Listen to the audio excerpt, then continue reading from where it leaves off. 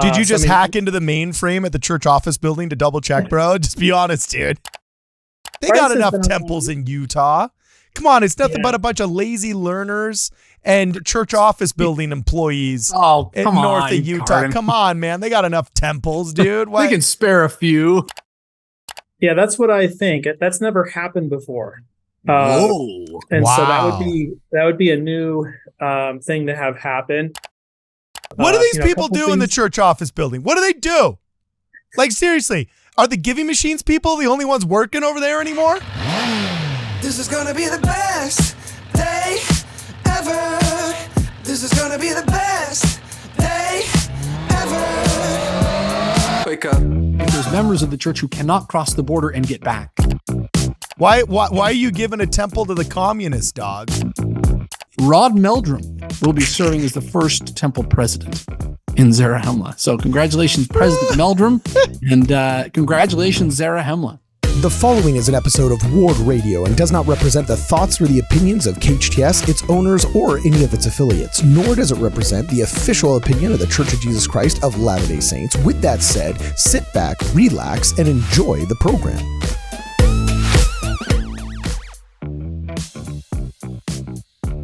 It's this weekend. Yeah, it's this Saturday. Okay, cool. We should be there harassing the protesters at Temple Square, Carden. That's where we belong. You know? 1352. That is too funny. Okay, so here we go. In 10, 9, 8, 7, 6, 5, 4, 3, 2, 1, 0. Welcome, ladies and gentlemen, back to Ward Radio. I am your host, Cardinellis. Today I'm joined via Zoom by Jonah Barnes, the Associate Professor of All Things Apocryphal, as well as by our buddy returning by popular demand, none other than Matt Martinick, who successfully predicted, I believe it was 7 out of 10 temples on his last stretch, if I'm not mistaken, Jonah. So I think they changed 3 of them just because they didn't want to prove him that right. Yes, that's true. So, after they saw the episode, I think they kind of were like, oh, shoot, this guy's on to us. So I think they changed 3 of them, you know? Yeah. So you know how in the movies, the villain that develops the algorithm that steals a half cent from every transaction of whatever Banana Republic or whatever and makes him $1 million or he's able to hack into the mainframe of the power grid in Seattle or whatever. And there's always some dude that he employs to do it who's the real brains behind the operation. Yeah, that's Matt Martinick. All right. He's the guy at the bottom of your screen. He's our quant. He's our hacker. He is our smart guy whose brain is bigger than your smart guy. And he's developed a little bit of an algorithm of sorts that helps based on geography, calculations based off of population growth, membership growth, so on and so forth. He's developed his own little formula to predict temple construction in the Church of Jesus Christ of Latter-day Saints. We had him on before. It was a successful episode. We're going to have him back now to tell us what he thinks and where they'll be. So Matt Martinick, go, my man. Where are the first top 10 temples going to be that they announce in this upcoming conference, my man? Hit us. Yeah, sure. So this is something I've done for really about 15 or so years, if I remember correctly, when I started this ritual. Yes. And so for this coming conference, my top 10 list. Whoa, wait. Start from 10. Yes. Oh, you want to go backwards? Oh, I'm sorry. Now do you have a rating for these? How do you know that number 10? Where I would actually calculate a score for each one. I stopped doing that just because it was hard to quantify some of the variables I track with it. So now it's really more just qualitative for how I pick the sites. But I mean, there's a lot of quantitative stuff that goes into it as well. So I haven't used the actual formula as much these days, especially because we have new variables that go into predicting temple locations that were not variables that were really considered, it seemed, with prior locations that were announced for temples, 5, 7, 8 years ago. And before then, we didn't really see these variables being tracked, it seemed, for doing that. So Okay. All right. So what's number 10 on your Yeah, your so list? let's go from 10 to 1 here. It's just like Billboard Top 40. You know, we're going to start out at number 40, then go to 39, then go to 38. What comes after 38? You're the guy that crunches the numbers. All right, well, we won't start at Temples 40, with but Matt we'll Martinish. just do the top 10, right? Yeah, so top 10. What's so the first number one of the 10 top is- 10? number 10 is Bo, Sierra Leone. Ooh. Ah. And so Oh, the church shoot. is currently constructing a temple in Sierra Leone in Freetown. That's the first temple in the country. The church has grown in Sierra Leone very rapidly, especially in the last about 10 to 12 years or so. And so Bo is the city in West Africa that has the, let me rephrase that. It's the city in West Africa with at least 100,000 people in it that has the highest percentage of members of the church in it. So All it's right. something like 3 to 5% of the population are Latter-day Saints in Bo. So Wow. that's a pretty significant accomplishment. So they're considering so they're not most even large cities in Africa are not even 1% Latter-day So you- Saints. so you're saying they're not even finished with the first temple and they're going to now announce another one? Yeah, that's what I think. That's never happened before. Whoa. And so Wow. that would be a new thing to have happen. Now we have had some kind of similar instances where we've had a temple announced and one announced right afterwards, but it wasn't for a country that's never had a temple. This would be in the Philippines in Mindanao. So the church announced a temple for Davao, Philippines. I believe that was the first one, and the second one was Cagayan de Oro. It might be reversed, but those were announced within 6 months of each other, and there's been no temple on that island in the Philippines. So we've never had it for a country, but I think that if that were to happen, that would be a good candidate for that to be a situation where we'd see a temple being announced. So you're even saying though they're the other not one hasn't been finished yet. okay? I want to make sure that I got this straight. You're Yeah. saying that they're not done building the first temple in Sierra Leone Right. before they're going to announce a second. Yeah, that's what I think is likely. Wow. Wow. Okay. Holy cow. Jeez. All right. Yeah, that's when you know the church is doing real well. That's that's a bold prediction. All right. Okay. Well, let's move it along. What's number 9, my man? Yeah, so number 9 is Price, Utah. Okay. Here we go. Number 9. Congratulations, Utah. Price. All right. Why is Price, Utah going to be? Yeah, they Price got has enough been temples in Utah. Come on. It's nothing Yeah. but a bunch of lazy learners and church office building employees. Oh, in come north on, of Utah. Carden. Come on, man. They got enough temples, dude. Why? They can spare a few. Yeah. Why does Price, Utah need another temple, dog? Well, they don't need another temple. There's not a temple there already, but so there's 5 stakes in the Price area, Okay. and there's a few more that are just south of there. So a temple in Price could service about 8 stakes in that area. The nearest temple is, not that close by Utah standards. I mean, it's, fairly good distance away. I mean, the closest temples are in Manti and Ephraim, which one in Ephraim's under construction. And then after that would be the temples in the southern part of the Wasatch Front. So, that seems like a likely place to get a temple because of a remote location. And we are seeing it being much more common now to have temples announced within less than an hour's distance to the next nearest temple if there's enough membership in that area to accommodate a temple. So Price seems to be like a pretty logical one. There's also one of the stakes in Price is a student or YSA stake as well. And a church also oftentimes will tend to build temples to service areas where there's large numbers of young single adults that are in the church. They have young single adult stakes, like an entire stake of young single adult wards? They do in Price. So they just have one, if I remember correctly. Let me just double check here. That's kind so of cool. there's just one. Did you so, just hack into the mainframe at the church office building to double check, bro? Just be honest, dude. No, Did you- no, Totally Yeah, mad. yeah, Totally mad. You go on my Look at that blog, right now.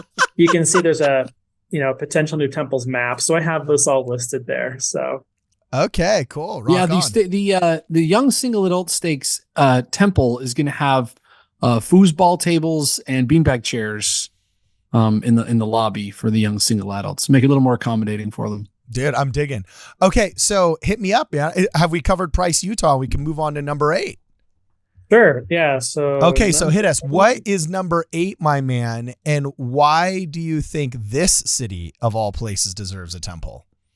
Yeah, so number 8 is El Paso, Texas. I'm just kidding. I said that pejoratively just to like add drama. I have no beef against I El could Paso. tell This that city. seemed to be what you were doing.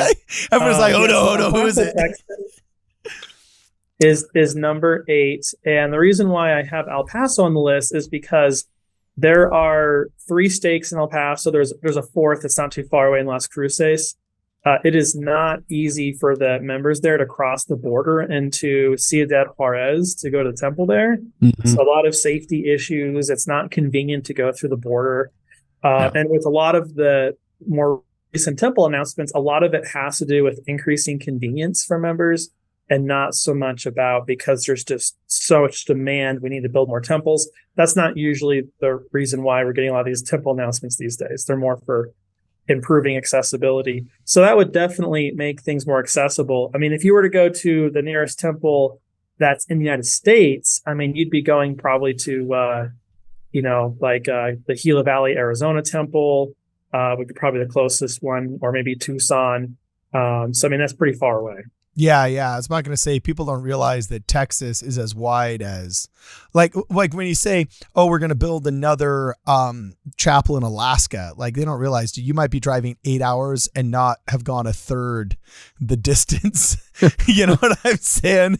Across Alaska. So Texas is wildly wide. It's like a day's journey from one end to another if you're trying to cross the United States of America on like a road trip. I mean, you burn through half the other eastern states in just a function of hours, but you might start driving in the morning and still be in Texas in the evening.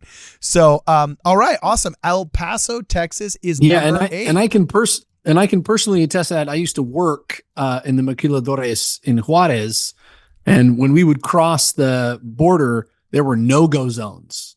And the van, we'd be driving, and the driver would say, no way, we're not going this way. And we'd have to go around because some parts of the city are so dangerous. So you imagine if there's members in El Paso who want to go to the temple and don't want to head to Gila Valley, or if there's members of the church who cannot cross the border and get back. And there could be members of the church who they could go in, but they could never get back to El Paso. And so for their sakes, that might be a good place to put it. Also, I watched Sicario. I know all about Ciudad Juarez. It's all right. true, yeah. Okay. So like Villeneuve already gave me the sociology lesson about why we need the El Paso, Texas temple, right? Mm-hmm, No, I'm just kidding. Isn't Ciudad Juarez like northeast 30 minutes from the border or something like that? Well, I mean, it's really the border. It's like really one city with, the border going between both halves of the city, right? And I'm sorry. I was thinking of Colonia Juarez, not Ciudad Juarez. I'm sorry. Yeah, You're that's right. in the Mormon colonies that are in northern Chihuahua, Mexico. But I mean, that's hundreds of miles away. So I mean, that's a pretty far distance away from this area here, right? So it's about 140 miles away. I'm just checking on the map here.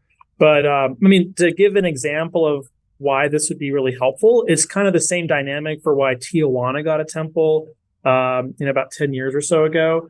I mean, because they had a hard issue with accessing a temple in San Diego.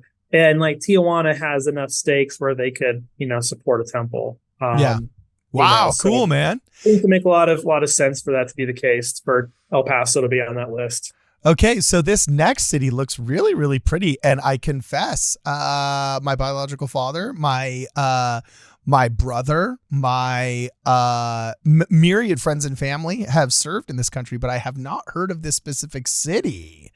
Tell us why Osorno, Chile gets a temple. So Osorno, Chile, or Puerto Montt, Chile. So I don't want to sound like I'm cheating here. I have this as either or for a likely temple location for this next one here in southern Chile. So, Chile is a very long country. I mean, thousands and thousands of miles, from northern to southern ends. And if we look at where this area of Chile is from how the bird flies, it's about 300 miles away from the nearest temple in Concepcion. And that temple was built and finished about 10 or so years ago as well. Now, in this area of Chile, so not only is it remote, there are a number of stakes in this area, and we have seen some progress with the church in this area. A new stake was just created just a few weeks ago, where they divided the Puerto Montt stake. Interestingly, this new stake that was created is technically a reinstatement of one of the stakes that was discontinued when Elder Holland was in Chile about 20 years ago.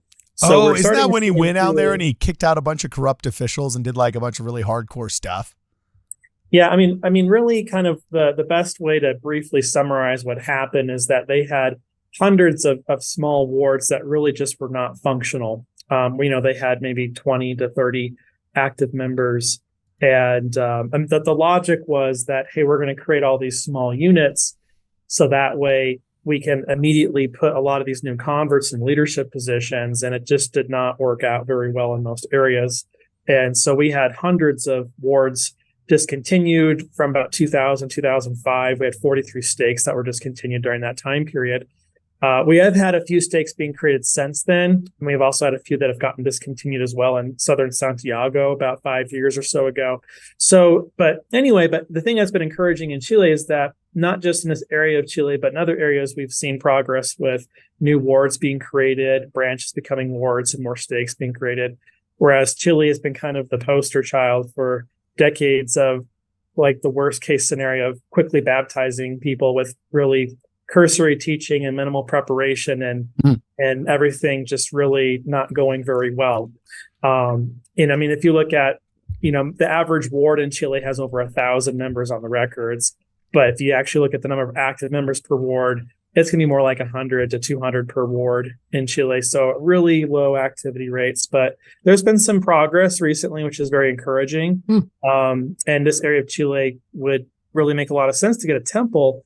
And if this was 15 years ago, I would have been really surprised to see a temple announced somewhere like this. But especially as the church has matured in a lot of these areas, the way the church functions in these places now is kind of more similar to the way it was in Europe in like the 90s and early 2000s. And we saw a lot of these countries get temples for the first time, like Denmark and Finland and the Netherlands. So I'd kind of compare it to that, except there's more active members in these places than in those European countries. So it seems to make a lot of sense. And didn't Parley P. Pratt go down there?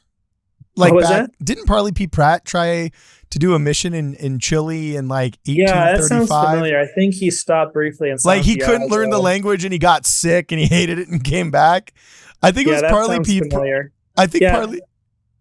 I think that's cool with Osorno and Puerto Montt is that it's very green. It's kind of like New Zealand. It's like the southern island of New Zealand. It's a really beautiful area. So. All right. This is cool, man. He served in Chile in 1850 and 1851. Yeah, rock on, dude. I'm telling you. See, you're not the only person that knows things. Okay? Yeah, I've got Google, Matt. Yeah, what about that, Matt? Yeah, what about that, big brain Matt? You can hack into the mainframe at the church office building, but you didn't know Parley P. Pratt served in 1851. Take that. And now tell us why freaking Maracaibo, Venezuela and Maduro... Wow. Why are you giving a temple to the communist, dog? What's going on with that, Venezuela is the country that has the most members with only one temple. Maracaibo has been on my list for many years, as my short list of likely cities to get a temple announced. So currently, if I'm not mistaken, Maracaibo is the city, or if you were to include like the whole metropolitan area, that would include going across the lake and including some of those towns like Cabimas on the other side. So there's the most stakes in this area without a temple than anywhere else in the world at the moment. Wow. So that would make it a likely candidate to get a temple because of that.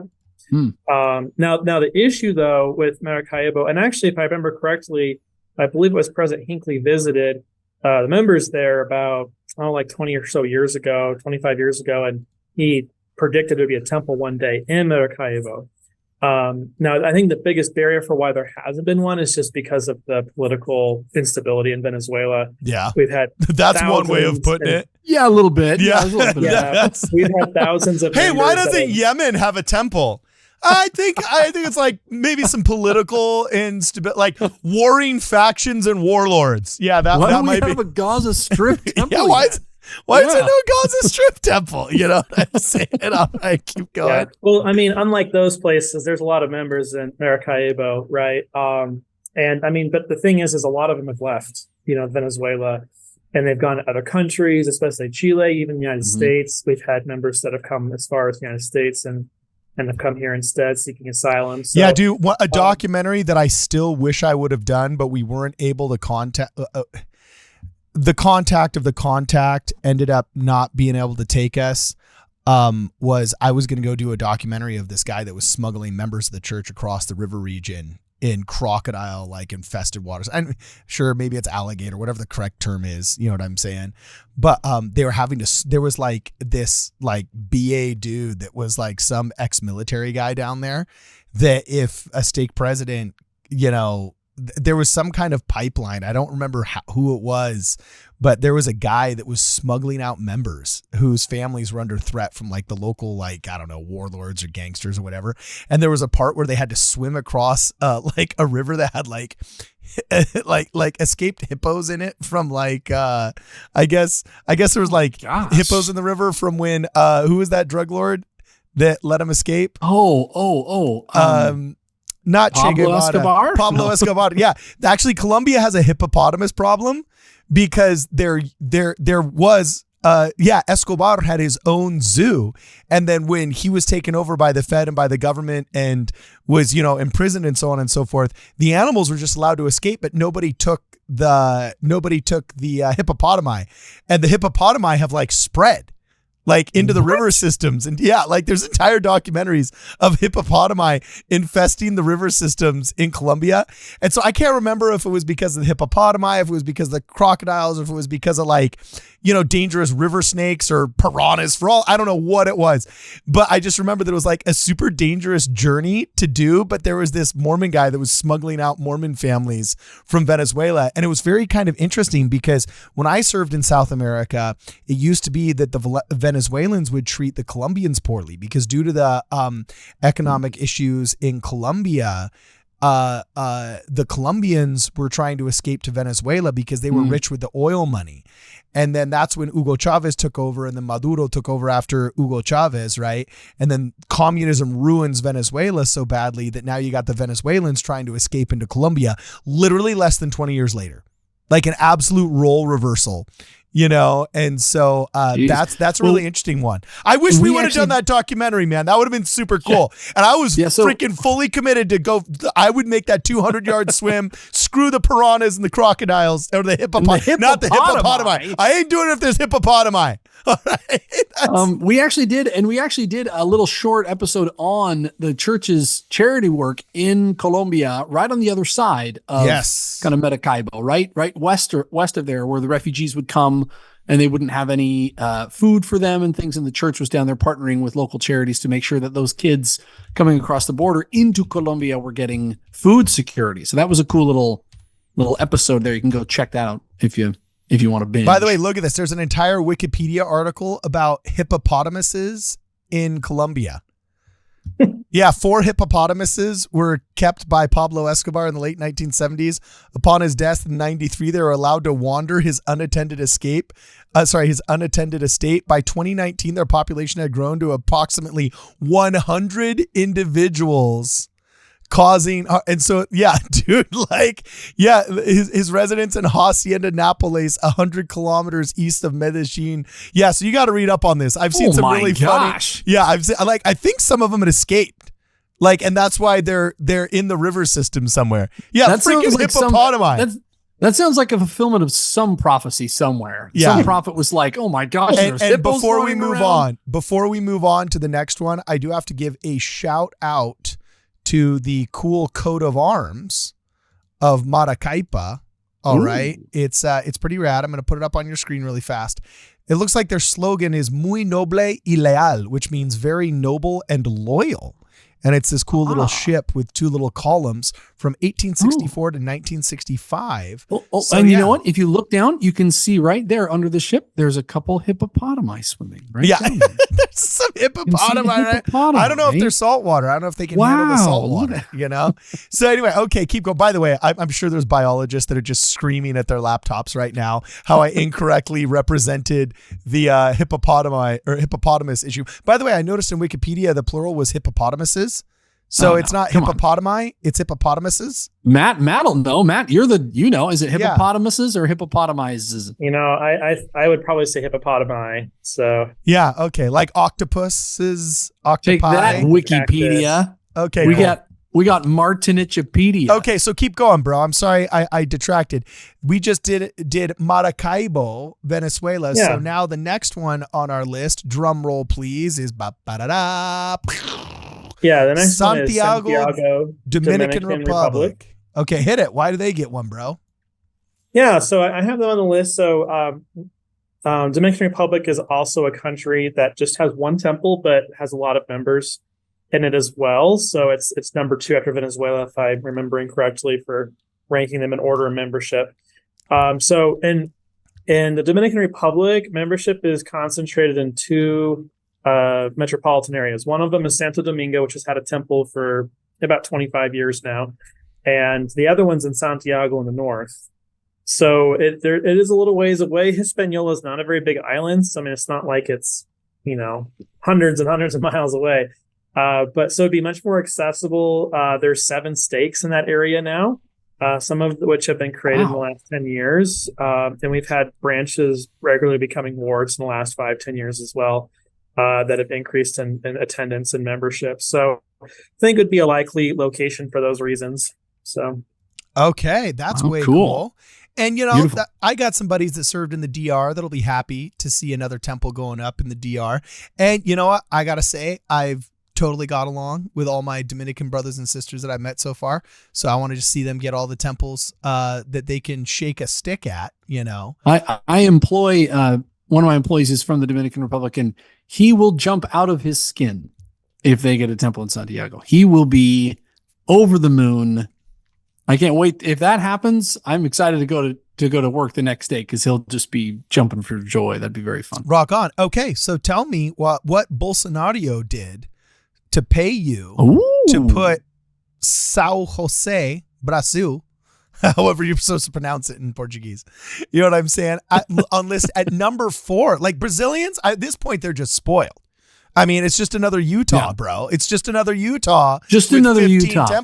You know what? You had a crush on a Brazilian chick in high school. Is that why you put all of these, Brazilian temples on the list? In Colorado, we don't have very many Brazilian people here. So your theory is not correct. But okay, cool. What's going on, man? Yeah, so you're right. So Brazil does have a lot of temples. It has the third most temples in the world at 22 temples that have been dedicated or planned.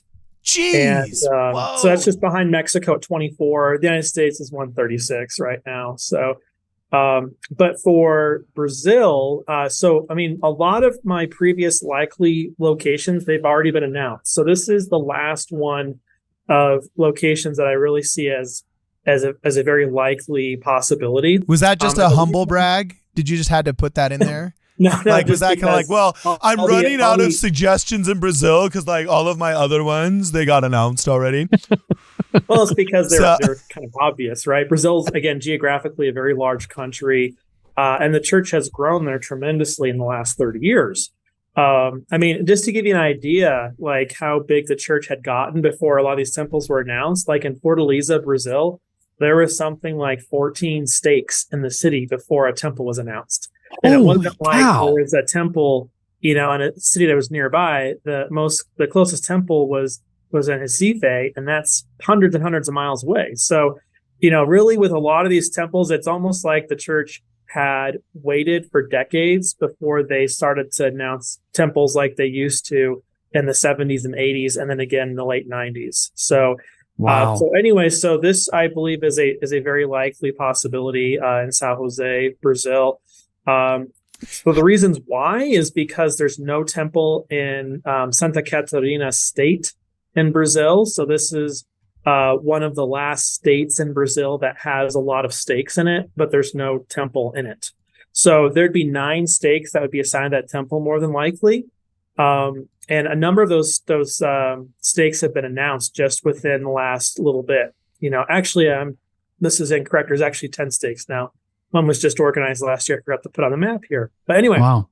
So, and just for perspective, there's 22 temples in Brazil. That's how many Right. temples there were on the planet Earth when you and I were born, Cardin. Jeez, that is The whole crazy, planet man. had less than that when we were born, and now Brazil has that many by itself. By the way, Cardin and I are twins. That's why I say when we were born. Yeah, he's the much older twin. That's true. Just kidding. So I got a question for you, Matt. Yeah. Are there any through lines, any common threads, any similarities that you've noticed in data, any measurable quantifiers, or maybe just cultural observations you've made about all the countries and the societies and the cultures that kind of blow up and get more temples than other ones? Like, is there any reason you've noticed why, some countries might be blowing up and, might actually be retaining their membership, not just doing the, the Chilean thing, but, actually growing and forming stakes and then actually needing temples and so on and so forth. Like what have you gleaned in all of this research as to why a church may succeed in one area instead of another? Yeah, that's something I find very fascinating. And a lot of my research over the last 20 years has been focused on looking at that question in particular, Cardin. And really to kind of simply answer that question, there's kind of two factors. So one of them is really how receptive is the population to the Latter-day Saint gospel message. And what I mean by receptive, not that they just want to listen to it, but there's also a sense of commitment as well. So that's one factor. The other one is the church side of it. It's what resources has the church put in place, what policies has a church put in place for missionary work. And those are the two pieces that really come down to why we have, so many temples in one country and none in another, even though they might seem, very similar in terms of, geography and culture and religion and so forth. You say the policies the church put in, what do you mean? Like, what's an example? Yeah, so a great example of this would be in the Philippines. We'll talk about the Philippines in just a second, actually. And no spoilers. No spoilers. Oh shoot! I'm spoiling it. Hey, I didn't say what city, so I don't think it's that big of a spoilage situation. But anyway, and so like the Philippines is a great example. So if you look at the church in the Philippines, the church was very conservative the first 10, 15 years the church had established itself there. And there were just really a handful of cities that had members and stakes and wards. Actually, there were no stakes back then, but branches and districts and so forth. And then in the mid 70s to late 70s, that's when the church really went out and opened hundreds of cities to missionaries for the first time. Not just, a dozen or two. I mean, hundreds and hundreds of cities. And within the next 20 years, like you went from a country where there was maybe about 15 cities that had missionaries and branches and stuff to having more like 400 cities with missionaries and branches and stuff. And so the reason why I'm bringing that up with that question you asked is because that was the church's policy then. It was not as much of a centers of strength policy, which is what we've seen much more in the last 20, 25 years. It was more of we're going to go wherever we can, and we're going to go as fast as we can, and we're going to go while things are great, and we're going to make as much progress as we can. It's similar to what we saw in the British Isles in the 1840s, where we went from just a couple cities to, there were more branches in the British Isles than there were in the United States for a time, because the missionary work was just so effective and successful there in England in particular. So, kind of a similar example with that. And so that's why I'm talking about policy, is because that was what the church did. Now, what happened is that there's pros and cons to that approach. The pro is that you can go out there, you find these places that are just really receptive and prepared. And before you know it, you have a city with multiple stakes in it. That's a great success story, right?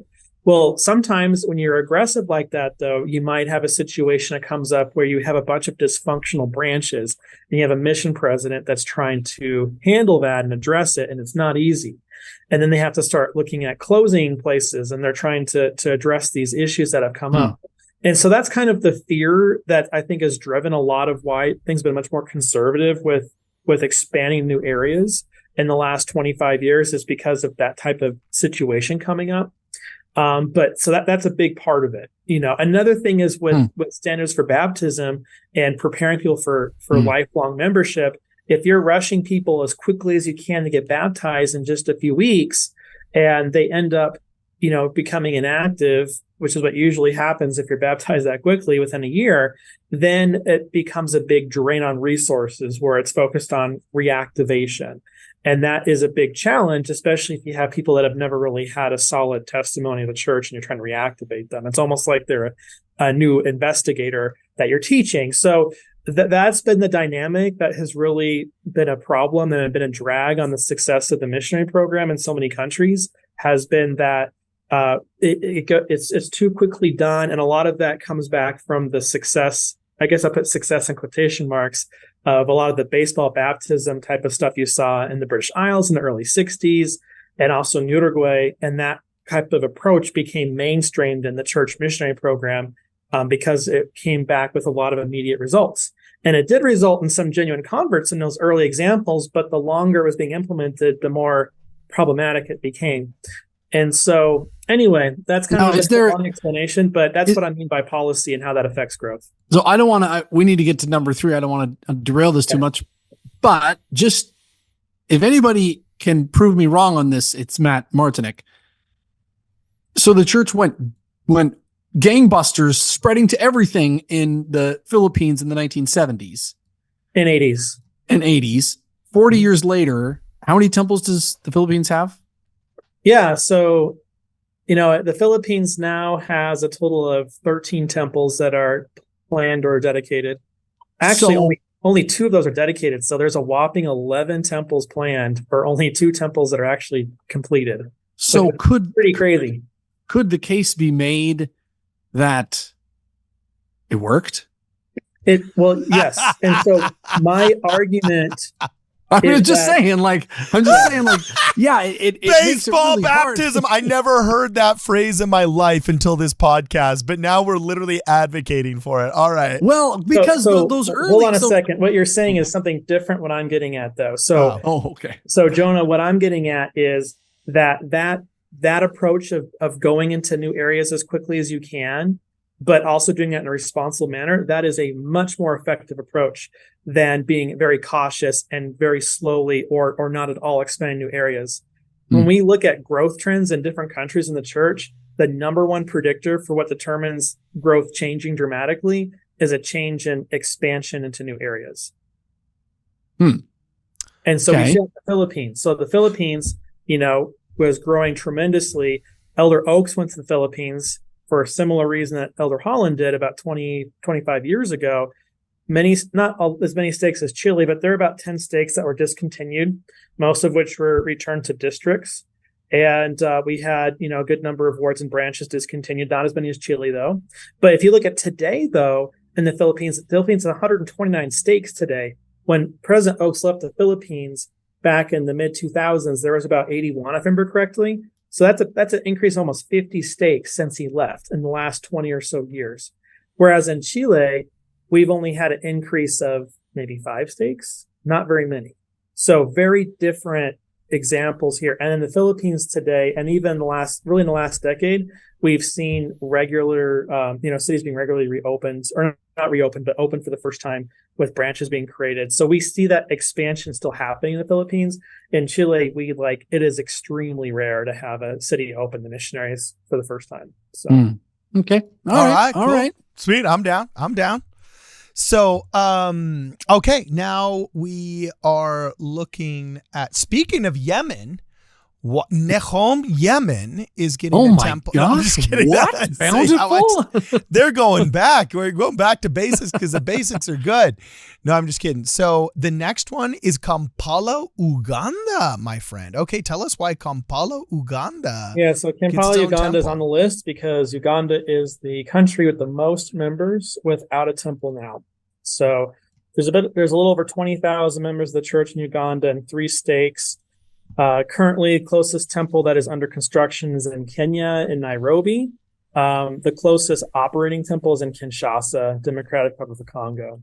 So Uganda is an interesting country for the church in Africa. A lot of times when people think of the church in Africa, they think the church grows very rapidly and very successful, usually pretty good retention for the most part. Uganda has not been that story. Uganda has had a lot of issues over the years with low retention rates And I mean, the church has been there since, early 90s, late 80s. And, there's just 20,000 members there. You compare that to other countries, that have many more members than that during that time. So what's the difference? Like, is there anything that you found in your research that could easily describe why Uganda isn't doing as well as maybe Sierra Leone or any of the other countries? I believe that's where Luke served, if I'm not mistaken. But so why is Sierra Leone booming and Uganda isn't? Yeah, I think there's several reasons why. So first of all, the church didn't create a mission in Uganda until 2005. So prior to that point, Uganda was administered by the Kenya Nairobi mission, and that mission had a huge area that it covered up until 2005. It covered not just Kenya, but it also covered Tanzania, it covered Uganda, it covered Ethiopia. Okay, so self-governance. With hundreds of millions of people in it for one mission. Yeah. And so up until 2005, I mean, there was really just not the resources to go and open more places to missionaries. There was only a couple cities that had a branch at the time. And so that mission was created there. That did result in some significant increase in growth. However, a lot of that growth, I mean, some of it was sustained. I mean, that's why we have 3 stakes today and we had no stakes back then. And we also have, about probably 15 or so cities with a branch or ward now in Uganda, whereas 20 years ago, there was like 3 or 4. So we've seen progress there in Uganda. However, some of the issues that have really stunted growth there, there's several things. So one of them, poverty is a big one. So a lot of poverty in Uganda. And when we have deep poverty, that can really be a challenge in the church, whether it's because of education and literacy, whether it's because, people are focusing in their basic needs met over, looking at more spiritual type of needs, right? So, I mean, that can be a barrier. Another big one, too, is that the church doesn't do any missionary work in the local languages of Uganda. It's all in English. And that's not the language that most people speak in Uganda. They speak Lugandan. They speak. Wait, but why not? Because one of the things that our church is really, really good at is welfare, translation, and landscaping. I swear. The Kirtland Temple's the Kirtland Temple's backyard, front yard, and side yard is never going to be more mowed, blowed, and fertilized in its entire life as it will be over the next 15 years, right? And, we've got a very robust welfare system. We cover a lot of the welfare issues, and it seems like they're pretty good at pairing up with UNICEF and other local charities. So you don't just dunk the local economy by bringing in 50 tons of, free wheat that bankrupts the local wheat farmers and so on and so forth. So you'd think that when there's such tangible and physical necessities, or problems to be fixed that are the strength of the church, wouldn't you think that they would be doing better there? Or well, I don't want to sound rude, Carden, when I say this, but what you just said there very much reflects the attitude of somebody in the United States looking at the church welfare system, not somebody in Africa looking at the church welfare system. So what he's saying, dog, he's done. No, I'm just kidding. Just kidding. He's saying you're American. So the reason why I say that is that, the church, has, a lot of resources at its disposal.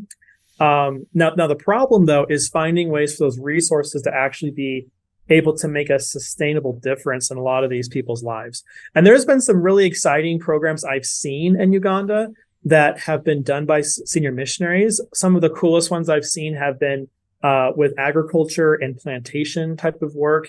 I've also known people personally who've gone to Uganda on trips not affiliated with the church, where they've done things like goat donations, and they've done things where they're building desks for schools and things like that. Rock on.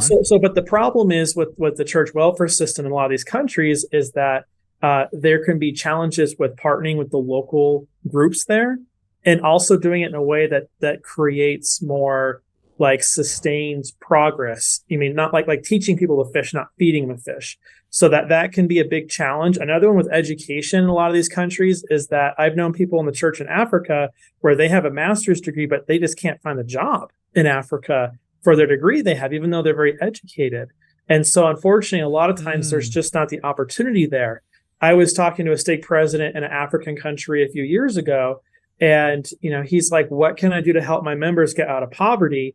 Because they're just so poor, they're so destitute, and they try to get education, and it doesn't result in them improving their life there because there's, like I said, there's the university level jobs are just not there in a lot of these places, especially in the rural areas."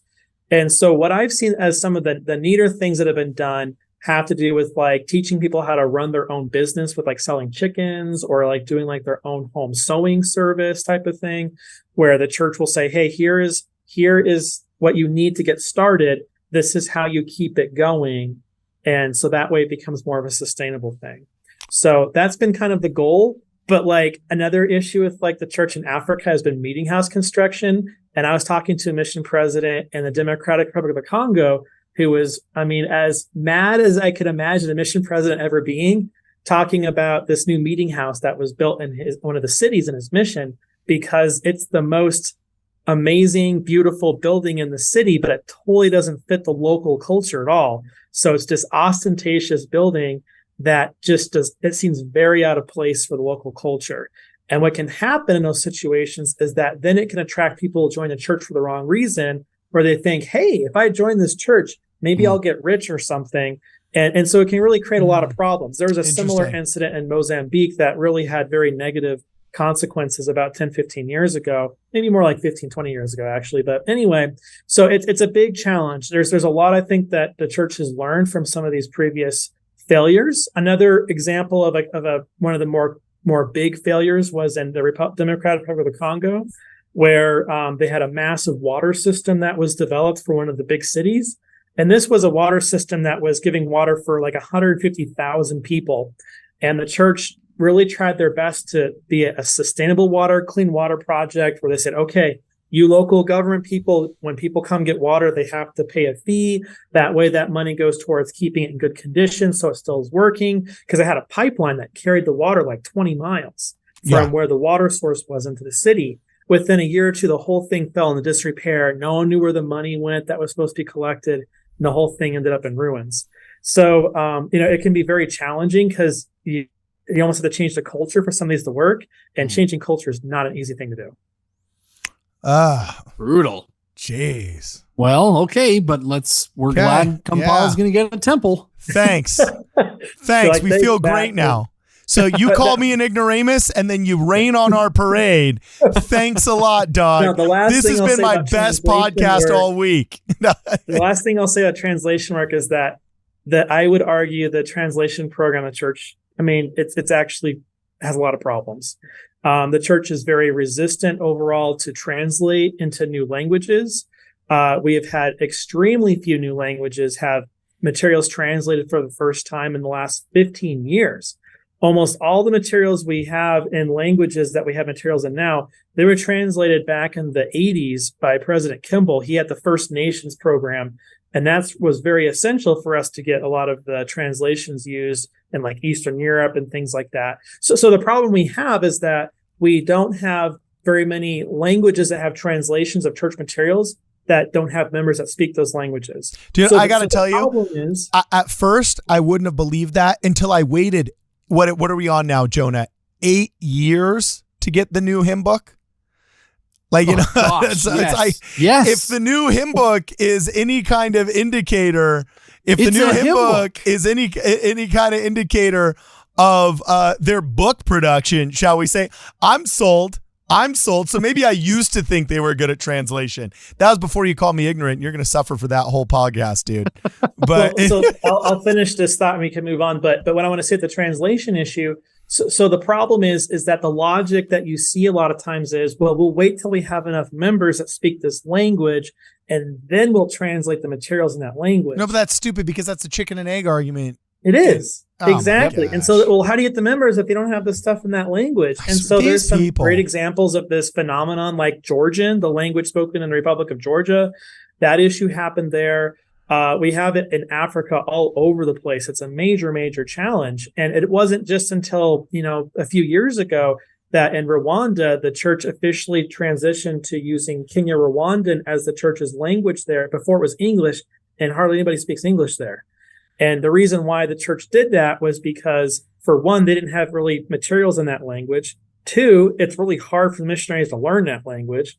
Three, if you teach people that speak English well, you're going to have the more educated people. You create an elitist class. Leadership positions in the fledgling church there. So I see, there's some arguments for that, but overall, it's just not very effective, and it doesn't result in the church growing as fast as it could. So that so surprises me that they're not good at translating. Yeah, we've seen a little bit of progress in the last few years. I've noticed that we've starting to get some things in Fon, which is a language spoken in Benin.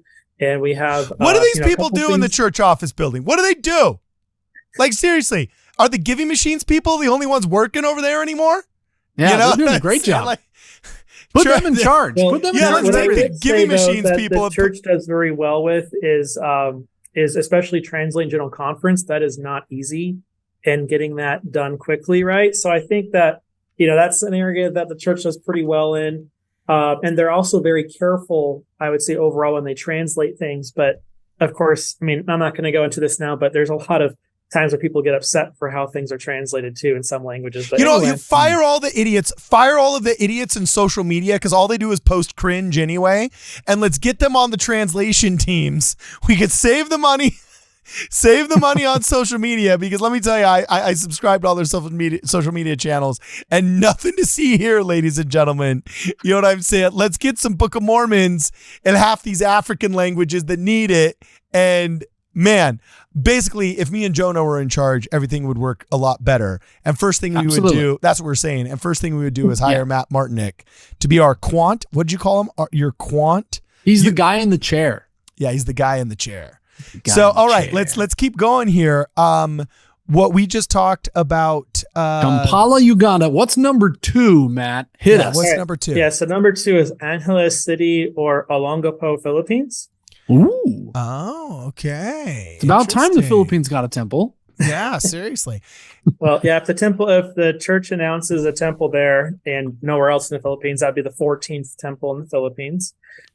Interestingly, we have been seeing temples being announced in the Philippines that really don't have very many stakes assigned to them, which has been very unusual. I mean, I remember about 20 years ago, President Hinckley addressed the members of the church, and I think President Oaks was there too. Maybe it was President Oaks that said this, but they had a special meeting for all the members in the Philippines, and they were saying in this meeting, we desperately need a second temple in the Philippines in Cebu City for the southern Philippines. But we're not going to build a temple until we have better tithing faithfulness. And until then, it's not going to happen. We need to have that be an area of focus of people being faithful at paying their tithing. And that temple was announced like a year or two later in Cebu City. And so we've seen, the Philippines has been a major success story for the church in the last 20 years. Before it had a lot of these issues we had talked about previously, like in Chile, but we also had those issues in places like Peru and Mexico. But in the Philippines, we've had massive increases in sacrament meeting attendance in the tens of thousands within a fairly short period of time. And we've had all these new stakes created. And even with the higher standards of stakes being created that went into effect January 1st, we've already had a new stake created in the Philippines that was from a district that's never been a stake before. So we've seen some really great progress. Now, in terms of why this location, I think, is likely to get a temple, it would service 13 stakes in this area of the Philippines. Whoa. Now, the thing that's really cool is that a lot of these stakes were organized just within the last 5 or 6 years. And in Olongapo, so the Philippines Olongapo mission, when the mission was organized about 15, 20 years ago, there was only one stake in the mission boundaries and about 6 or 7 districts. And since then, all of the districts have become stakes.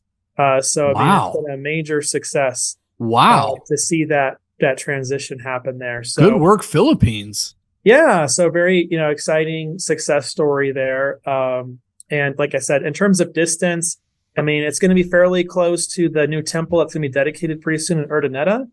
That'll be the 3rd temple in the Philippines. That temple was announced about 15 years ago. It's taken a long time to build that temple. The original site, they had issues with water. It was on a rice paddy area where they originally had chosen the location, and they were like, this isn't going to work. And I believe they had to find a second plot, was my understanding. And maybe they were able to resolve that issue, but they had some issues with the land for that temple to happen. So Okay. Awesome. Well, All right. then- What's number one? Yeah, what's number one, bro? We gotta do, should we do a drum roll, dude? Like Drum a roll. drum roll? You know, so number one temple. to number be one is announced. Spanish Fork, Utah. Hey, dude, Hey. my freaking drum roll wasn't over yet, dog. Oh, During the drum Oh, roll. I was waiting for it, but you didn't get to No, it. during I the just- drum roll, I was going to pull up the icon and go kaboosh, Spanish Fork, Utah. But now you ruined it, but it's fine. I'm just kidding. You can keep going. What did now? We'll be okay. You said this last time, didn't you? I did. Yeah. Spanish Okay. Fork's been on my list for a long time. So the church is growing quite rapidly in this area of Utah, not so much in the Spanish Fork area, but in Mapleton. We've had a lot of development there from farmland that's being developed into residential, space. And so, if you look at a map of Utah and you look at all the stakes in Utah, you'll see there's a gap in terms of where the stakes and temples are. And there's, if there's a temple and there's lots of stakes clustered around it. Well, in Spanish Fork, Mapleton, and Springville, I mean, you have about 25, 30 stakes there and there's no temple. well, that's just because you're not counting the Hare Krishna temple, man. Yeah, boom, That's shaka. That's your laka, problem, baby. is you haven't put that on your map. We just got to rent from the Hare Krishnas, man.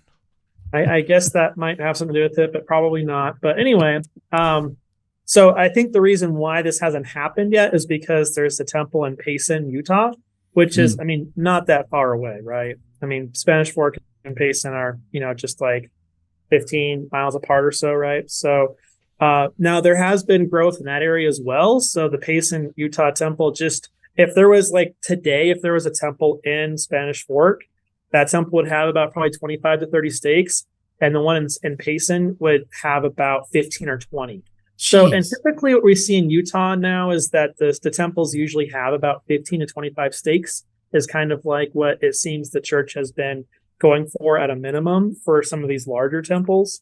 And so I think that seems like a likely, candidate just based on the growth. And there's going to be future growth in that area as well as that farmland continues to get developed from Okay. that. So, Well, that's now, number one. Might not be that exciting. Might be a bit of a letdown because Utah already has so many temples in it. And, but I do think that seems like the most logical location to get another temple in Utah. Besides Matt, Christ, so which is further down you- the list. So I know you have your fancy like math and stuff, but here at Ward Radio, we have actually crunched our own numbers. And by numbers, I mean Google. And we have determined the number one spot for a future temple, actually.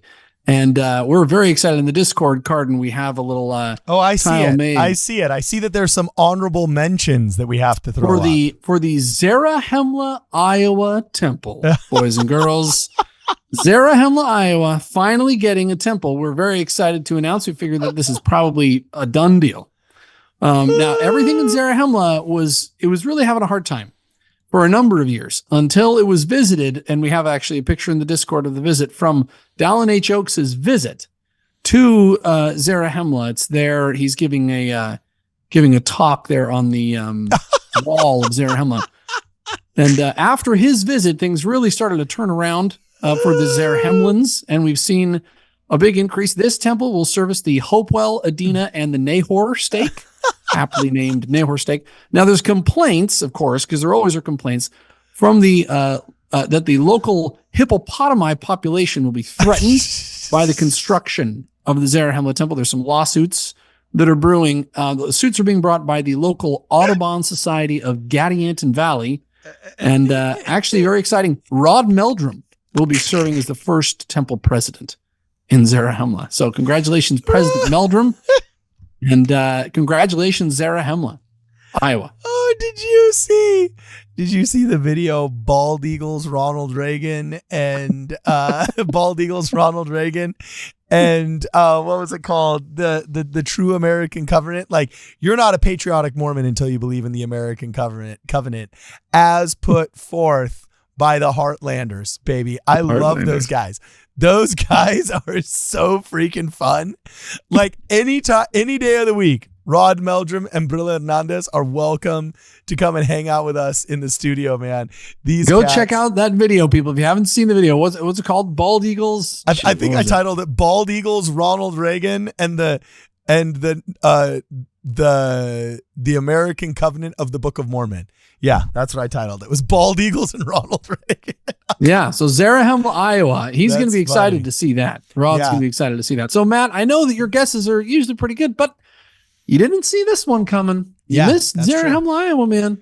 So, bro, do you have any like blog where people can follow you, man? How can people follow you if they don't? I mean, they don't want to be just waiting for the not biannual, but the twice a year podcast you do with us. What if people want to get the raw deal, the real science, the statistics, hot off the press? Do you got a blog? Do you got a social media following? You got an OnlyFans, Feet Finder? What do you got? Yeah, well, these days, unfortunately, I OnlyFans. just don't have much time and resources to dedicate to doing a lot of this work, just because this isn't my job. But I've had a blog for about 15 years at ldschurchgrowth.blogspot.com.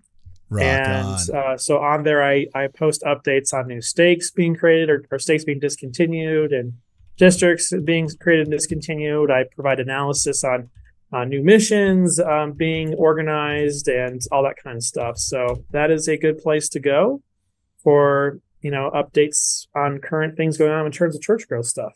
And with General Conference coming up, we'll have a lot of statistics that will be getting released for 2023. And so that will be a lot of great information to go through in terms of analyzing that and seeing what we can draw from that data for figuring out what's going on in terms of church growth stuff. Okay, so for those of you that might have tuned in a little bit late, really fast before we go here, we've got a prediction from Matt Martinick of number 10, Bo, Sierra Leone. Number 9, Price, Utah. Number 8, El Paso, Texas. Number 7, Osorno, Chile. Number 6, Maracaibo, Venezuela. Then we've got Santiago, Dominican Republic. Number 5. Then we got Sao Jose, Brazil. We bust out Kampala, Uganda for number 3. Number 2, Olongapo, Philippines. And number 1, Spanish Fork, Utah, as living in the shadow or casting a shadow upon the Hare Krishna temple right there. So, okay, this is a killer top 10. Thanks for hanging out with us, Matt. Thanks for sharing your blog with us. And as always, guys, for this and more, please make sure that you check us out at WardRadio.com.